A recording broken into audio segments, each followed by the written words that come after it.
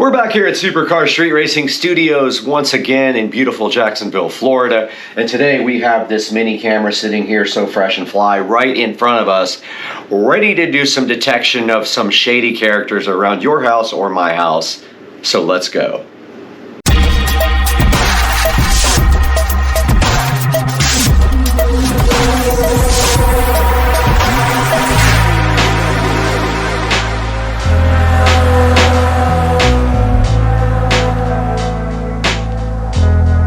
We're sitting in the beautiful Supercar Street Racing compound now with this mini spy camera that was so graciously provided to us from the manufacturer to check out. And this guy basically is a rechargeable camera. It does charge with a standard USB cable with a Type A. Now just a bit of a warning on the side of this guy. It doesn't have a USB Type C. It has the older style USB connector. So it's the kind that's longer at the top and smaller at the bottom, and you will have to have a cable, and it does come with one. And this thing needs about 4 hours to charge, and on the top of it, it has an LED indicator, a red indicator when it is still charging, and that will go off when it is fully charged. Now this little spy USB camera does also come with multiple ways to mount it via a 3M pad on the bottom. One thing I did notice though, that the battery life is very short when it is actually recording all the time. So just keep in mind, this probably has a really small battery in it and it won't last long. So it either needs to be plugged in full time or set on a mode where it just captures when it detects motion, and then it will probably last you longer. Now if it is running constantly at full time, you can literally watch the battery indicator drop. Now to charge this guy, we simply have this USB cable here. It does have a USB Type A on one end, and on the other end it has whatever type of USB that is called, and I can't remember the name, but it's the one where it has a long on top and a short on the bottom here. We'll plug our cable in right here, our other end into our charging stand here that has a USB Type A. Thanks to whoever invented USB Type A that you always get the wrong end. And you can see right here and right now there is a solid green LED on top. Now it is no LED on top. And that red indicator light will come on here when it starts charging here momentarily. There is the red indicator light. And then it is flashing blue as if it is trying to connect. And I don't want it to be on, so I'm going to hold the power off.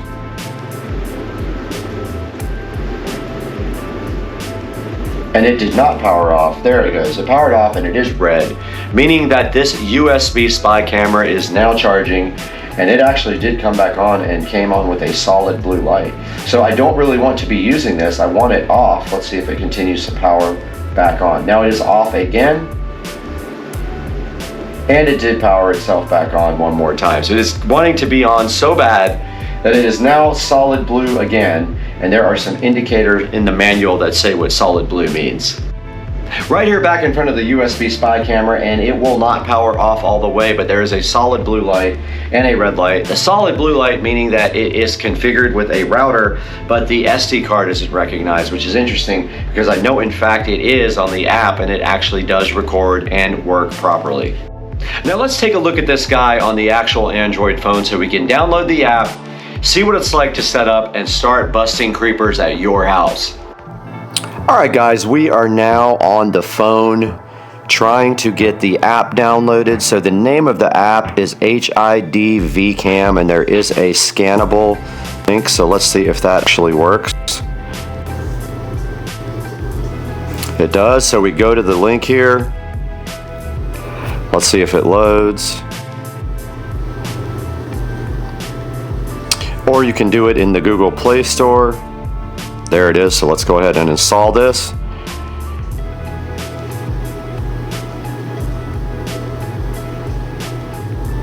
And it is downloading now and ready to go to the install shortly, in which case the next step is to set permissions for the app. So it'll say the phone will prompt HDIV cam would like to find and connect your devices on your network. Let's open that and do that. We'll agree to their policy, and we have to register, so we will have to do that off camera. All right, we're back on the app now. We did have to register for the service though, which is fine, and it's asking if it can send me notifications. I'm going to go ahead and say allow. And now it says that it should ask for a location. It did not. Send notifications, it did. I don't know what I know means, but that was on the screen. Already registered an account. Now we have to configure the camera. And now it does not say turn on the camera. Okay, so it says to turn on the camera, press the on off for 3 seconds, and after 10 seconds, press reset for 5 seconds. So over here at the camera, we will now turn on the on off button for 3 seconds, which I am doing in the background here. 1, 2, 3. Nothing happened. It's now not flashing green on the camera. It's solid green. Now it says to press the reset button for 5 seconds.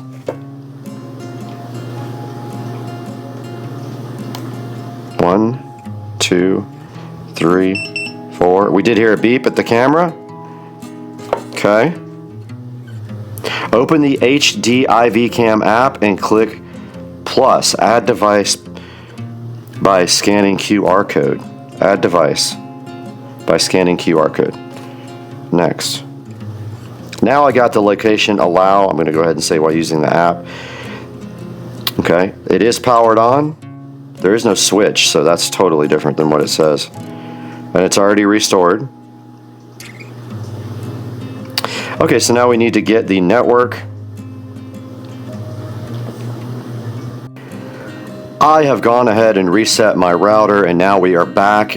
And I also held down the reset button on the camera so I could start over. Now let's try this again.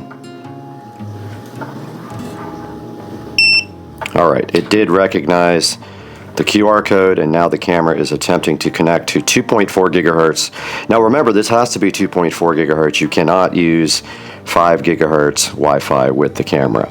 Now this light is solid blue right now on the top of the camera, and it says the camera has been configured with the router Wi-Fi, but the memory card is not recognized. And now it is flashing fast blue again, meaning that now it says binding device on the actual screen here. You can see that. So we might have been successful. We were.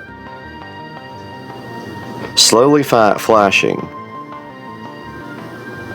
The camera has been configured with Wi-Fi and the memory card has been recognized. All right. So now we're just going to call this guy SpyCam.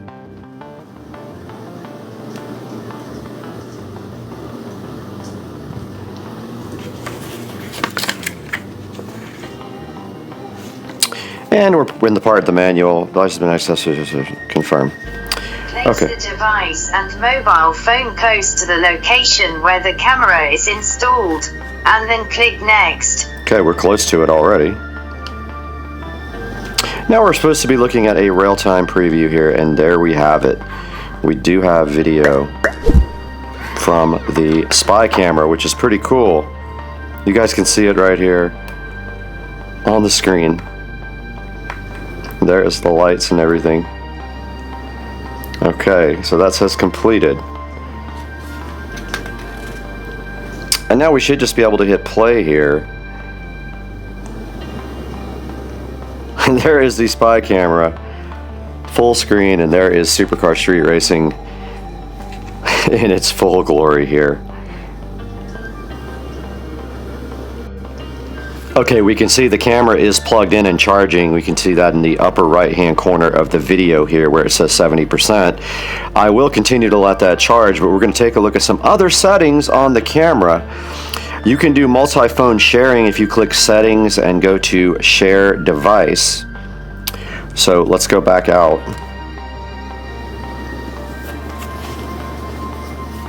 It does say loading.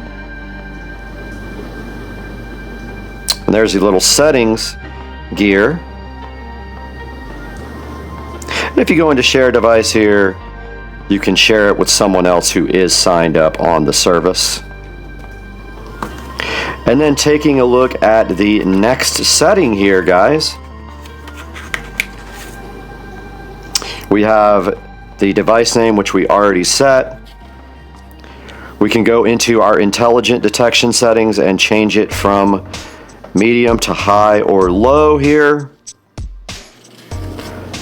We can set a detection alarm on this section here. And there is a section where we can change the resolution. Let's see if I can figure out. So if you go to click video window, click the FHD button. Let's see if we can go do that. Okay, it says for me to open HDD, click video window, click the FHD button, choose 4K. Let's see.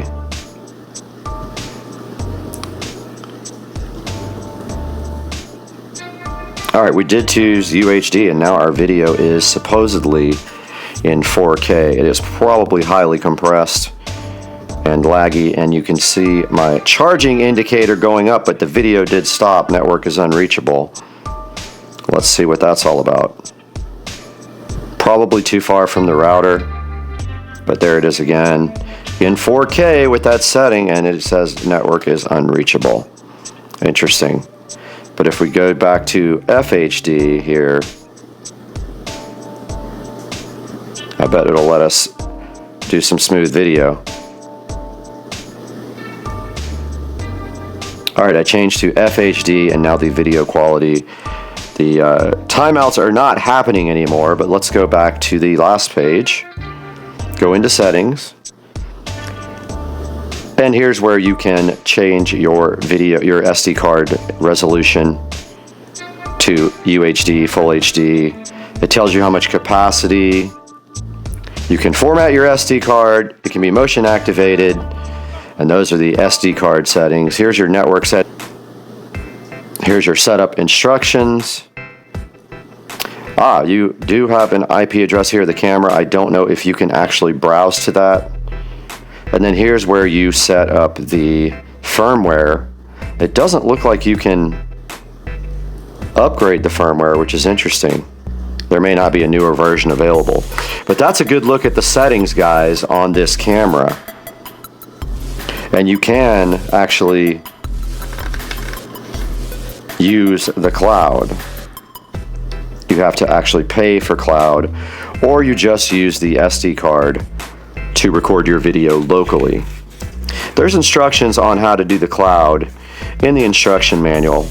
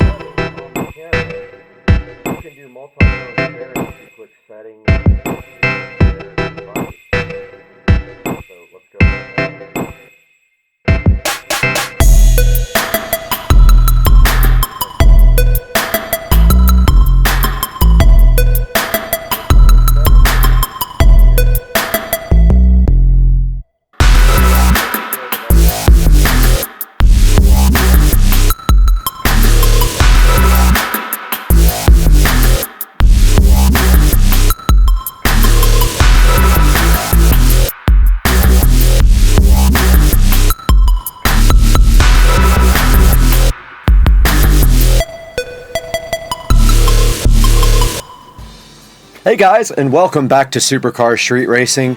We are sitting in our 4K production studio where we bring you high quality reviews and videos almost every day if we can. And today we have the AOBO spy cam that you guys saw a little bit earlier, and then you actually saw some footage from the camera. And I just have a few things to say about the camera, which is up here on the screen right now. A few little things about it. So it is $39, but there is a coupon available for it. Now, I was able to get this camera up and running relatively easy. The instructions are not great. It does charge with a USB Type-C cable, and it does take about 4 hours to charge completely. And one thing I will say about the camera, a couple of the negatives are the video quality was not tremendously good. It only outputs at 720p, and it is actually, it's not even 720p, it's 1280 by 720 by 15 frames per second. So it's only 15 frame per second video.